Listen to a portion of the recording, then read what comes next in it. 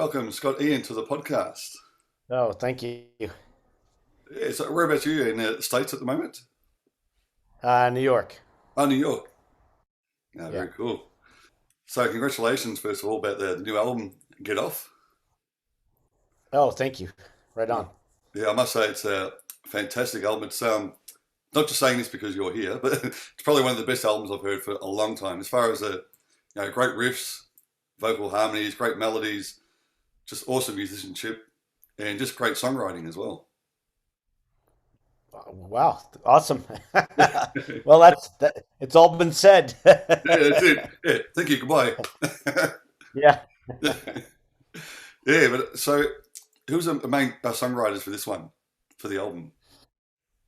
Jim Wilson is the main guy. I mean, if you know the history, Jim was in a band called Mother Superior years ago that um, I was a big fan of. Pearl was a big, all of us, me, Pearl, Joey, Johnny, and so back in 2013 for my 50th birthday, we put the band back together, as they say, with Jim, Yeah, just so we could hear those songs again. Because Mother Superior had been broken up for so long. We made a set list of our favorite Mother Superior songs and played it at my house to a group of friends, and that's how the first album came to be, which was just us basically paying tribute to Jim and Mother Superior.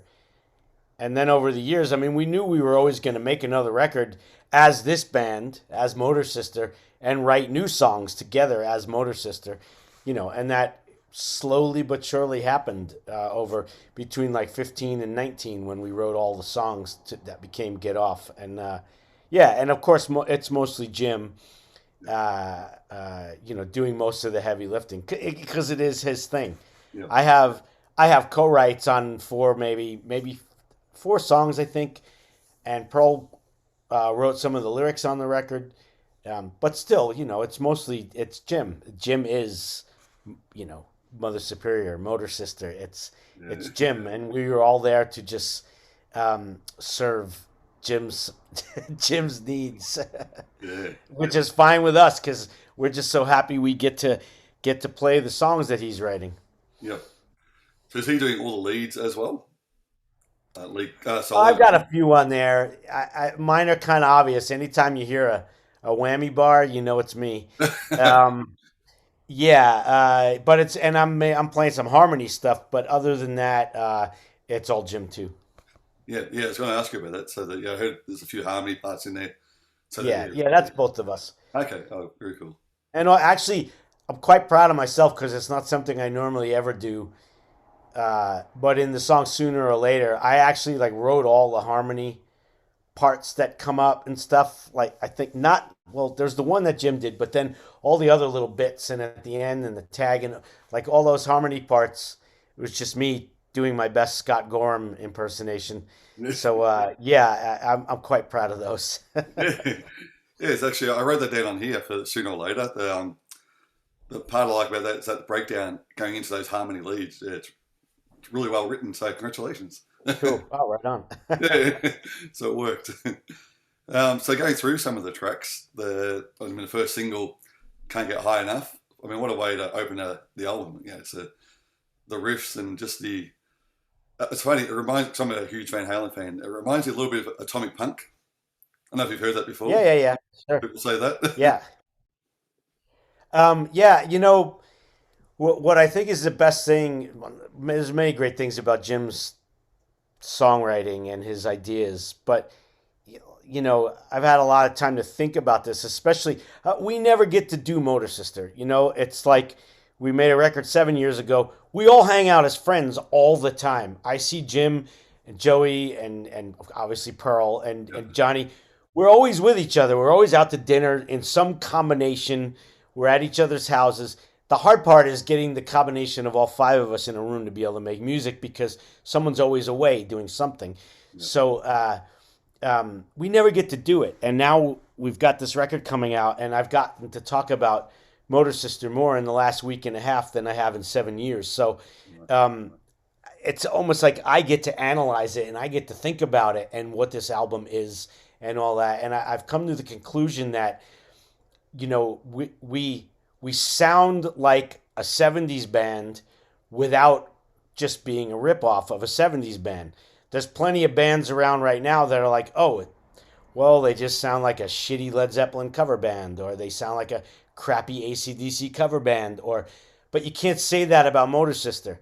We sound like a 70s band, but we sound like our own 70s band with so many different, everything from Humble Pie and like Free to Van Halen. I mean, every to me, everything great. Jim had a song with Mother Superior called "Great Till '78."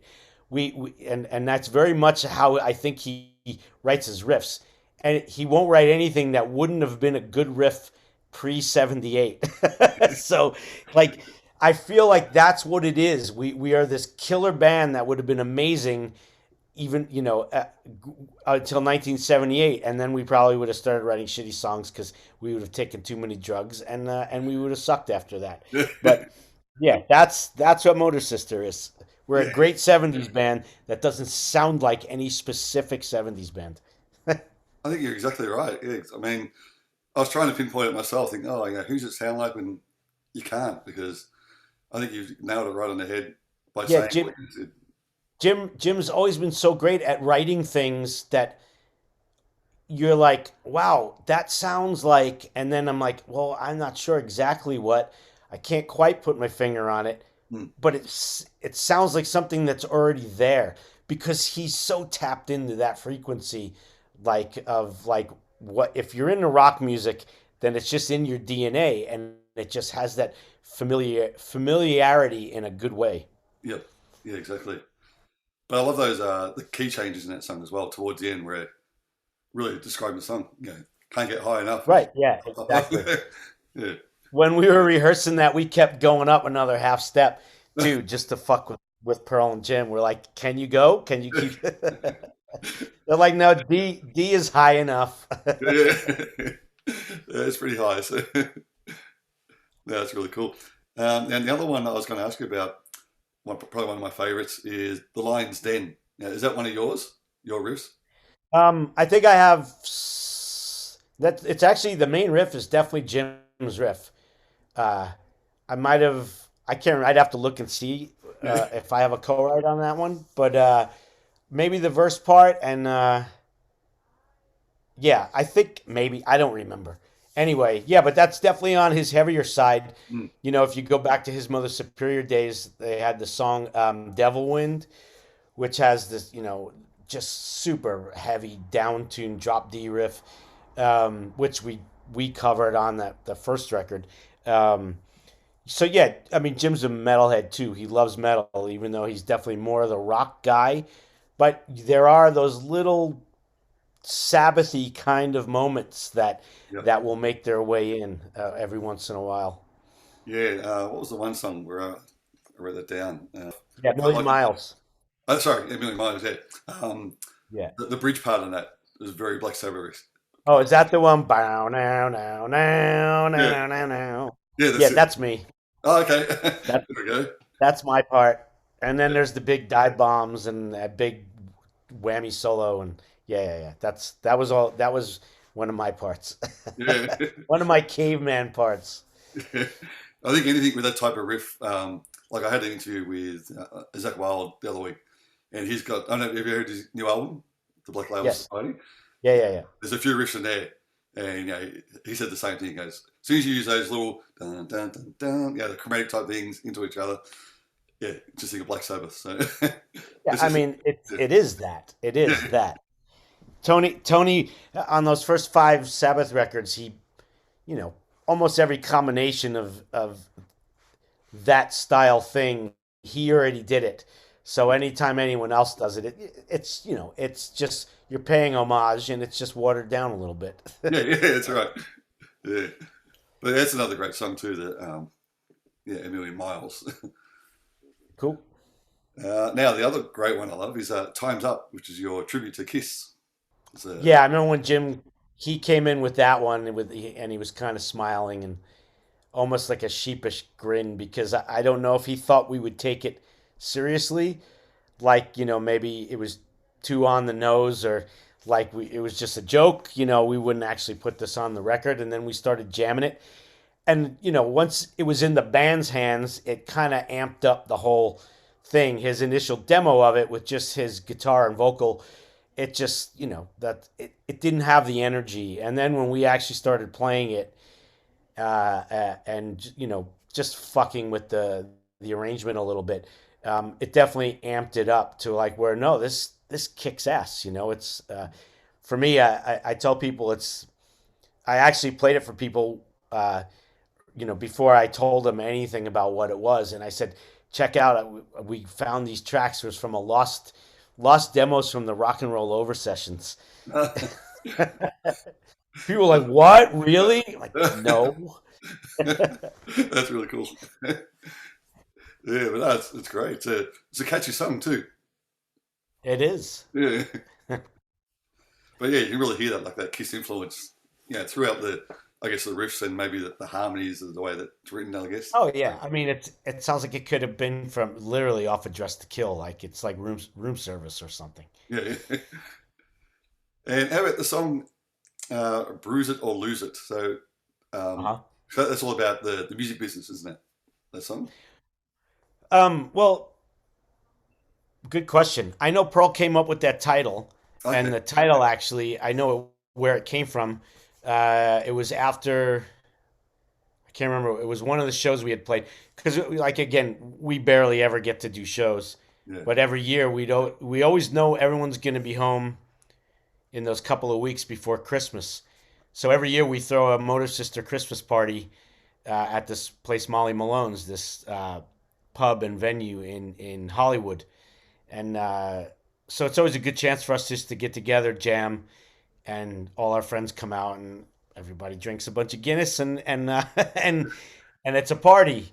And I think it might have been after one of those shows where Pearl had she goes nuts with the tambourine on stage because she's headbanging and she really kind of she doesn't think about it and it just happens and her hand from where she was hitting the tambourine on her hand and then also on her thigh after later that night when we got home and the bruise on her leg. I mean, it looked like she got kicked by a horse. It was Oh, wow. so it was fucking rude. It was like I was like, I hope people don't think I did that to you. It was insane. It was this giant, giant black and purple like bruise on her leg. No. So she took a picture of it and she sent it to everyone in the band on like the group text. And she's just like, "Hey guys, bruise it or lose it," and that's like where the actual title Oh of wow. the song came from. Jim loved that line so much, and yeah, I would assume it's probably about record business. Although at the same time, like most of this record is kind of Jim's. He went through a pretty crappy end of a relationship a couple of years ago, and a lot of this record is him cathartically, I think, getting through that lyrically. But yeah, Bruise It or Lose It, I think it might actually be kind of outside that box and be about something different. Mm. Ah, very good. And so the other song, the Mother Superior one, that's the Rolling Boy Blues, isn't it? Is that the Yeah. only song from that day? Yeah, that's the only cover. Yeah. And the only reason that made the record actually is because we would always play that one live as well. Why we didn't do it on the first record, I can't remember. But anytime we've played, that's always been in the set. So we just figured when we were recording this one, well, let's record Rolling Boy Blues too, and we always end the set with that. So let's end the record with it. Mm. Um, but I think it's safe to say maybe that'll be officially. So if we go into a third Motor Sister record at some point, hopefully not 7 years from now, I don't think there'll be any covers on it. Or at least not Mother Superior covers. Yeah, yeah. It fits in well with the album, that song. Oh, absolutely, 100%. Yeah, I mean, It's it's an a great interesting track. song. Yeah, it is. Yeah. Just I mean, again, the vocal parts and that, and I think it's after the chorus got this like a different type of vocal part, I guess. So Which the when they go really fast. yeah, yeah, after like that fast, there's a lot of words there. Then straight after, I can't remember what it does vocally, but it's not like a ooh or ah, but it's a different type of thing. Oh, Yeah, yeah, that that's the one. thing. Yeah, Yeah, yeah, yeah. Oh yeah, yeah. Just like those kind of those kind of James Brown Yeah, like thing, but grunts or in a something. totally different way. Yeah, Yeah, exactly. Yeah, I haven't heard that before, so it was cool. right on. That's yeah. That's well, again, that's Jim. Yep, yeah. But I mean, overall, yeah, the whole album just great. Like I said at the start, the every song, like yeah, you can't pick any bad one. They're all great, Right on. and everyone did a great job. Like Joey, some of those bass lines in there, incredible, was great. And then yeah, Pearl with her vocals and backing vocals, and John, what a drummer. Yeah, actually, on this record, I mean, well, Pearl sings lead on "Coming for You," but Yeah, there's like three of the other songs where they're actually it's not even background; it's they're singing in tandem. hmm. It's like a double lead, like on right there, just like that.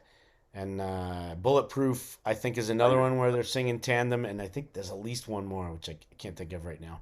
is it Pain or no, I can't remember now. No, not Pain. That's definitely Pearl sings harmony on that and Yep, stuff, yep, but that's definitely like solo Jim hmm. part for sure. Yep. And so the producer was it Jay Ruston. Hmm. So you've worked with him before, haven't you, with Anthrax and Oh various yeah, things? yeah. Anthrax, Damn Things, Mr. Bungle. Yeah, I started working with Jay.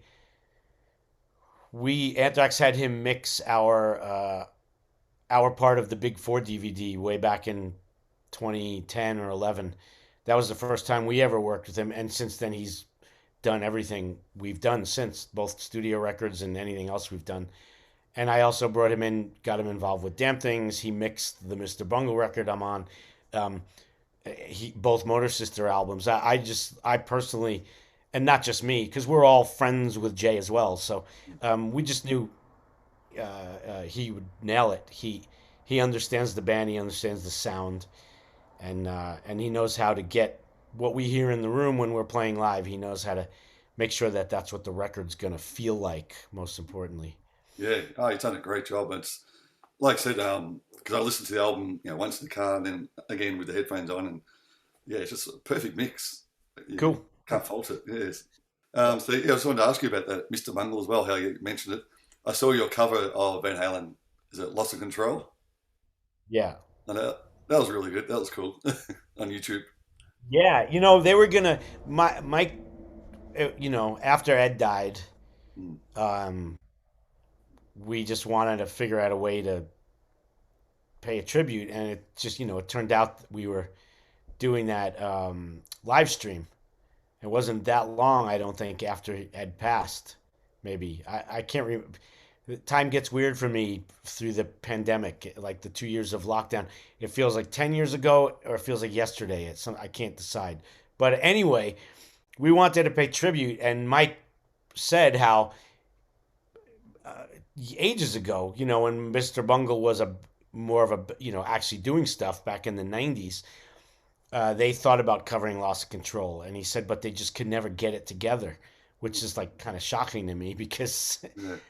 those guys are like the best music. Trevor and Trey are like the best musicians on the planet. But yeah, he said we couldn't get it together, and so we learned it, and we got in the room and jammed it, and I mean, we just fucking nailed it. Oh yeah. Like, and especially, I mean, to me, Mike's vocals, if you close your eyes, it kind of sounds like David Lee Roth, Yeah. Yeah. Exactly. and yeah, so it was just, and then Trey and I split up the part. So when we're doing the in the verse section, and then Trey does that. Yeah. Yeah. So instead of us both trying to do both parts, we figured it might get cluttered. Mm. So he said, "Why don't you just take, the rhythm, and I'll just play the punches or whatever he called them, Yeah. and that'll kind of keep it really clean." And it definitely did work. It worked Oh really yeah. well. That was great. That's yeah, it's probably one of the best covers I've heard of it for sure. Oh, right on. Yeah. So, do you have any Van Halen stories?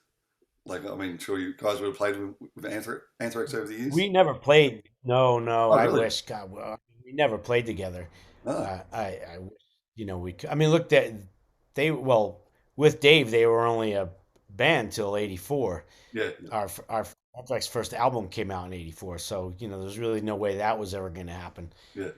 The closest we ever got was in '88 we were on a Monsters of Rock tour in Europe that Maiden was headlining, and it was like Maiden, Kiss, David Lee Roth band, and that was the band with Vi Oh yeah, the and Billy machine. Sheehan.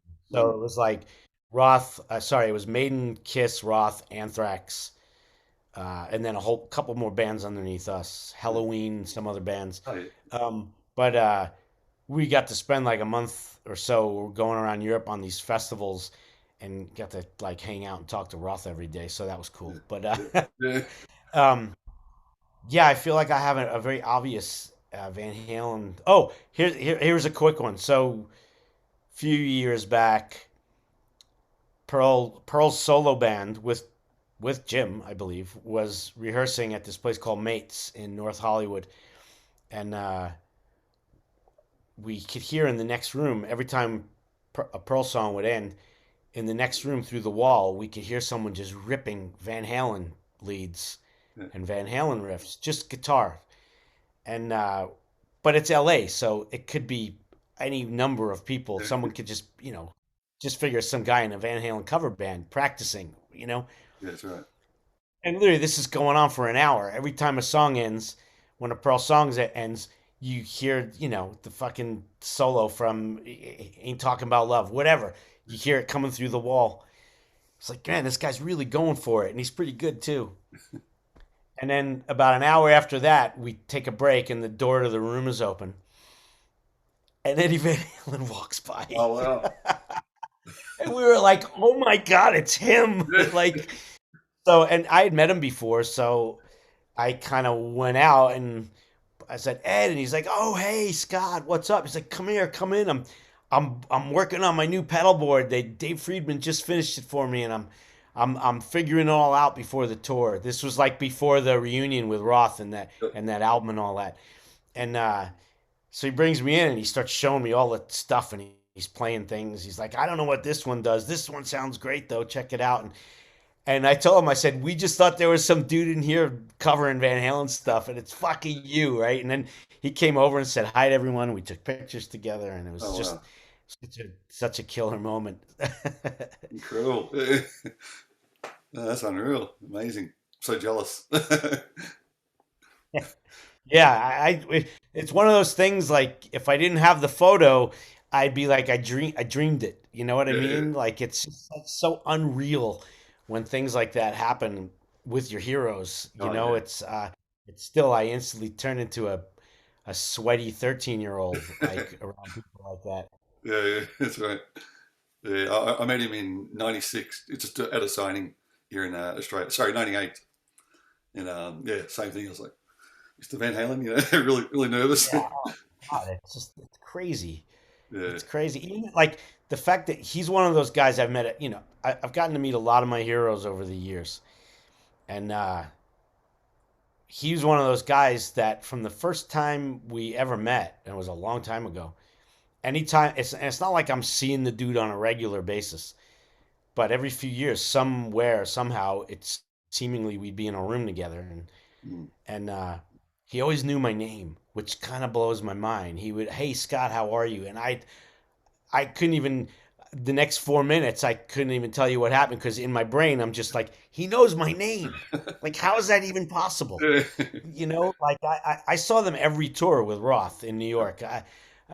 Growing up, I saw them every tour, and talk about a fucking hero and one of my favorite bands of all time, and just yeah, it's fucking mind blowing when just another. I know this isn't what you asked me, but I'm That's thinking right. about it now.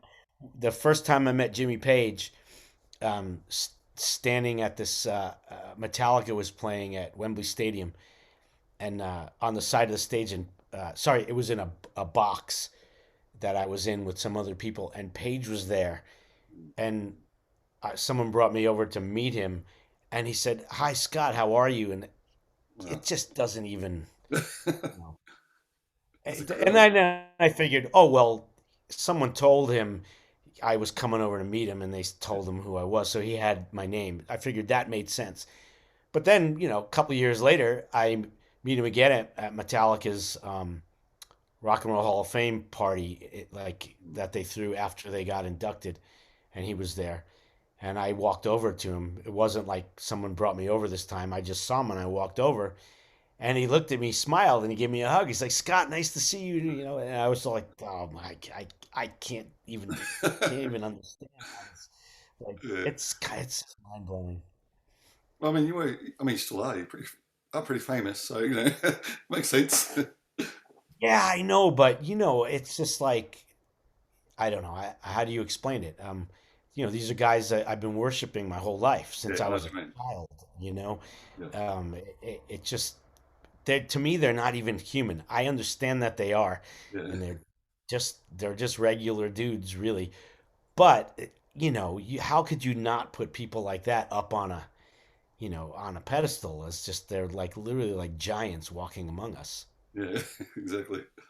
That's great. Now, just quickly, I want to ask you about your. I saw the videos of you and your son jamming. That's incredible. That's amazing. So is it Yeah, Revel Y? Is it your Rebel. son? Yeah, Yeah. Rebel. His middle name is Young. Okay. Rebel Yeah. Young. Yeah, Yeah, but his timing and everything. Just how old is he? 10. 10. Wow, that's Yeah, that's incredible. that's the thing. Even like, I mean, wow, even like 2 years ago, like when he was still just, he was good. Mm, But the main thing about how his ability was his timing and his pocket. yeah, Like even before he had more technique and chops, his timing was just kind of incredible. I remember even the first time like Grohl saw him play, and Grohl was like, the thing with little kids is a lot of them like they can get on a kit and play it. He goes, but their fucking timing's out the window. exactly. Like Yeah. they can't keep time for 4 minutes to play a Yep. song. He's like, it's kind of unbelievable that where he's at, like with that. It's just a natural ability. And now it's 2 years later, and my son takes lessons with a guy named Thomas Lang. I don't know if you've heard of him, but Yeah. he's one of the best drummers on the planet. And so the chops have gotten better and better on top of the natural timing that he has. And actually, Dave wrote me just recently and said, he goes, dude, your kid is a fucking monster. It's like it's crazy. Yeah. Yeah, I mean, 'cause that's what I do. My main job is I'm a music teacher. I teach guitar, drums, and everything. So I teach a lot of 10-year-olds, and it's just like dun, dun, dun, So to see a 10-year-old doing Right. Indians and whatever else, it's crazy. Yeah, I mean, he. It's so funny. Like my wife took him to Guitar Center just recently, and they walked in, and there was some guy in his 40s sitting down on a kit, like playing in the drum department. And my son's just standing there watching him, and the guy's like, "Oh, hey, little kid, would you like to try it?" Right? And Rebel says, "Yeah." And Rebel sits down with his sticks, and he starts playing the Purdy Shuffle, like Yeah, perfect. yeah, And my wife was like, the guy was like, "Oh, I'm sorry. Like, oh, get kit's yours. I gotta yeah. go." Wow, no, he's amazing. He's incredible. So it's definitely got it in. So what's his plan now? Is he? So I think did I hear he's doing like a little band or something? He has a band called Honeybee with Okay. it's three-piece guitar, bass, drums. The other two guys are 15, and they wrote and recorded an album during the second year of like in 21, Oh, because that's all they did through quarantine. We yeah. all live right by each other, so they were at the guitar player's house in his jam room writing and jamming for 2 years. Wow. And like I say, they did like 5 years work in 1 year because they every day they were just hours a day woodshedding. And so yeah, they recorded a record at 606 at Grohl Studio, and the Okay. first single will be out like on all the streaming platforms April 22nd. Actually, Honeybee's the band, and it's called "Get Out of My Head" is the first song. And yeah, it's great. You'd have no idea that it was a bunch of kids. Yeah, that's awesome. So I guess look out, John. You might be coming up to that Stilly spot. Yeah, Yeah, exactly. that's awesome. I can't wait to hear it. Yeah, yeah. Please check it out. Oh, I will for sure. Yeah, I'll promote it on the podcast as well. Great. Yeah. So how often do you guys like sit down and play together? All the time. Yeah, Yeah. Yeah. Every like as a matter of fact, when I'm done with press today, we're gonna shoot another one of these posts that we've been posting. yeah, yeah, We just decide on songs to learn, and then he goes in one room, I go in the other room, and then we we meet back together and yeah. start jamming. Unreal. That's great. No, no, we should both the best. But he's got a big future in Thank front you. of him.